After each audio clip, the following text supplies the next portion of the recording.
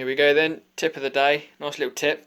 If you've got a door and it's a bit rattly in its frame, okay, so when the wind blows it rattles and whatnot, you'll probably find that if you live in a newer house or you've got an adjustable keeper or latch plate in the door frame, you might be able to just adjust it quite simply without having to undo any of these screws. So you'll probably, if you have a look inside, you'll know if it's the right one, because if you can see there's a little metal plate just inside, okay? You can just see that, and it's got a slot in it. What you need to do is take your flat screwdriver, and then if you insert it into the slot, you can just prise it over, okay?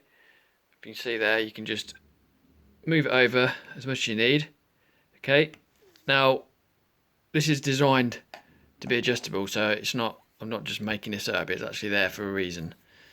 So I've moved it over a bit. You might need to try it a couple of times so you got it in the right place, but hopefully, now I've adjusted it, you'll find if I close the door, there you go.